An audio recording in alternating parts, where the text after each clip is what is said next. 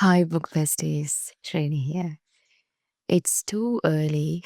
I just woke up. Not just, but woke up around 5:30. It's 6 o'clock now. I thought of doing what I read in a week video. So today is Monday and it's 6 o'clock. I need to choose a book for the day.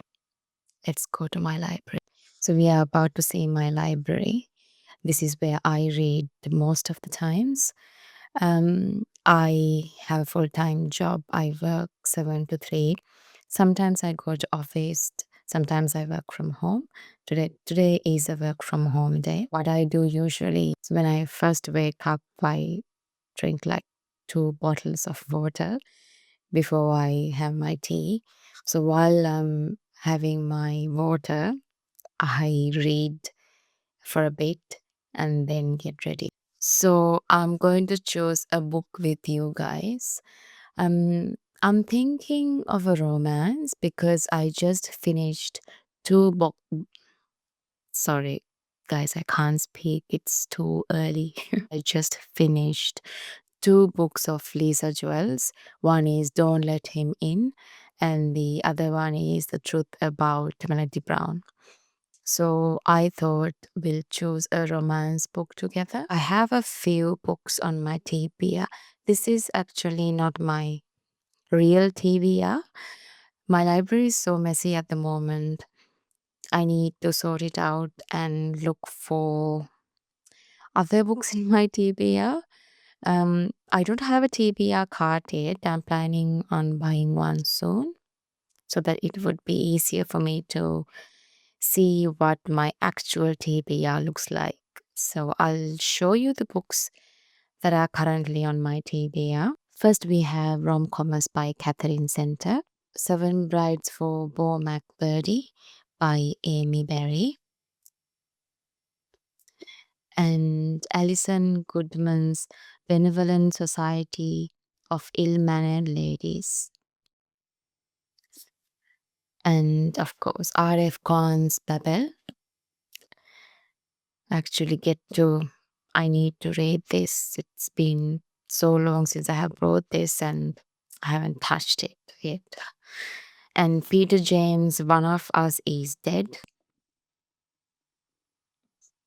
and Richard Osman's The Man Who Died Twice, and L.J. Shen's Wildest Dreams. We have to choose between Catherine Center's Rom-Comers and L.J. Shen's Wildest Dreams. In Catherine Center's rom-comers, there is a heavy topic, I think, caring for a sick loved one. And I'm not in the mood for a heavy topic today. So I'll go with L.J. Shen's Wildest Dreams. So all these books, except for Wildest Dreams, are from new authors that I haven't read before. So I'm really excited to choose my next book as well. So for now, for today, I'll choose L.J. Shen. I have read my first L.J. Shen book recently. I've spoken to you guys about that book, that is Truly Madly Deeply. I liked it. I read it first. I rated the book 5 stars. And let's see. This is the book for today.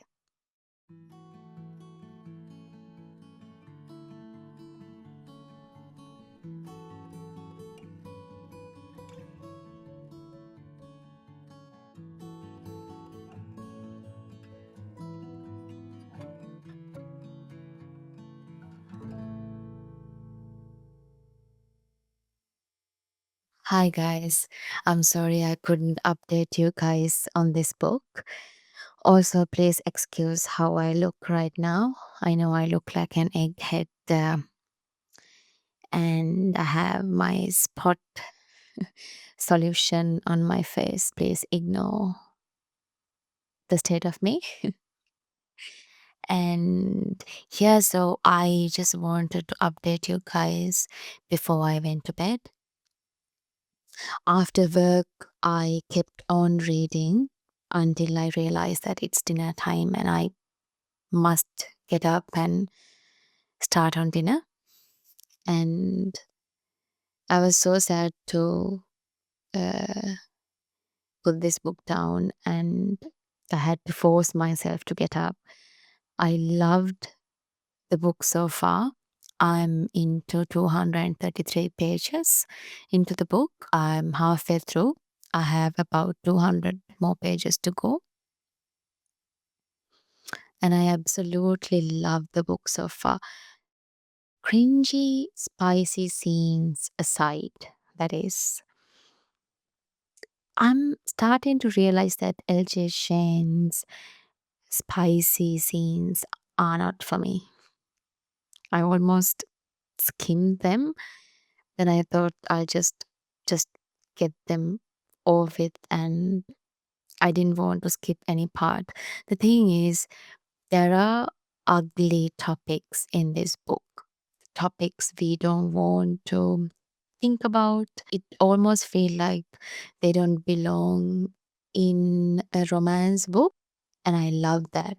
I love how LJ Shen writes about them. She can be silly and meaningful at the same time. She made me laugh and think about some topics very deeply at the same time. And I really like that about this book. I think this book has full potential of being a 5-star read for me because I'm obsessed with this book currently. I want to know what happens in the second half. And yeah, I will update you guys tomorrow. I think I'll be able to finish this book tomorrow. Good night, guys.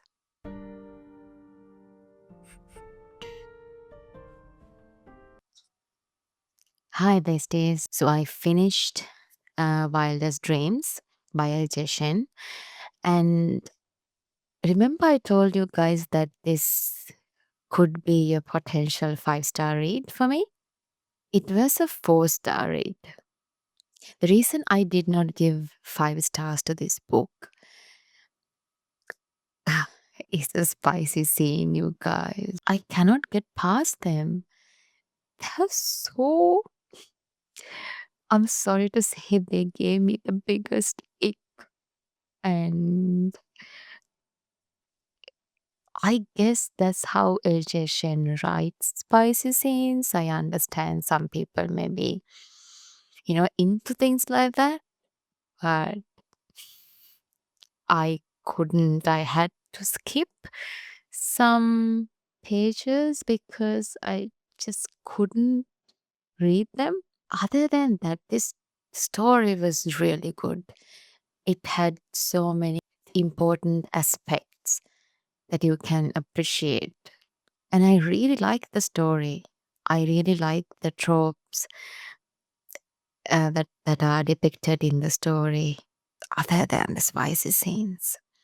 It was so close to 5, but not quite. But I think you will enjoy this book if you could give it a go. I'm so sad that this book has so much potential to go to a 5. So I'll talk to you guys tomorrow. I don't think I'm going to pick up a romance again because I'm maxed out with romance. I think I'll pick up a thriller, mystery. I'll let you guys know.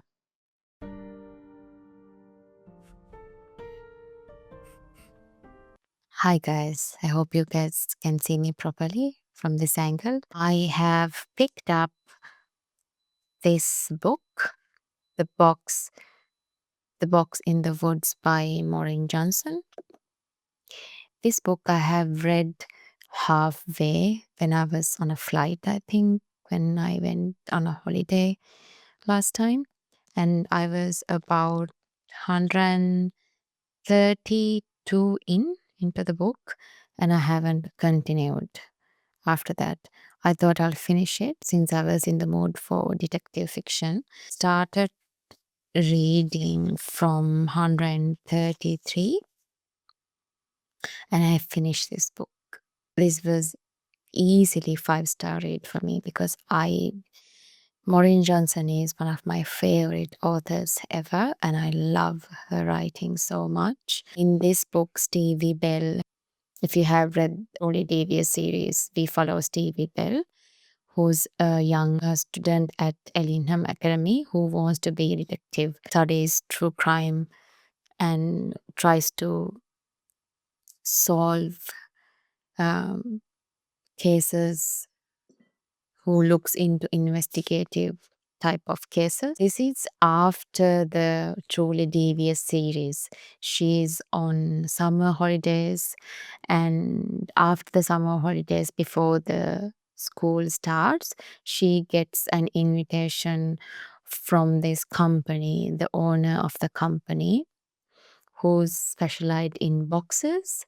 He has um, purchased this summer camp in a small town very far from where Stevie lives, and he invites Stevie and her friends to come and join the summer camp, also solve this case, this murder case, which happened in 1978. 4 people get killed, and they believe that it was a serial killer. But then there was so many evidence clues to suggest that that wasn't the case. But the police and FBI, they were not competent enough to solve the case. So it remains a mystery. Owner of the company, his name is Carson. He invites Stevie and friends to just stay in the summer camp, sort of work as camp counselors, and also help him to solve the mystery, the murder case. Also, he's trying to make a podcast out of it, and the story goes from there. So it's not a very big book. It's 383 pages, and I could not put this book down. I always knew I loved Maureen Johnson's writing, but I have forgotten how much I love Maureen Johnson's writing because I have started reading this just after work when I finished work, and I didn't do anything up until dinner time. I didn't do anything. I sat on our couch and I kept reading. This is a 5-star read for me. I love this book. And if you guys are keen on reading this book, I highly recommend. So let's see tomorrow. I don't want to pick up any book now. I'm not sure what to read. As you guys know, I have completely abandoned my TBR and I keep mood reading. I will choose a book tomorrow. Probably, I don't think I'll be able to finish the book during the weekend because some things to do. You know how the weekends are. I'm not sure if I'll get time to read much. So I'll keep you guys updated. Bye.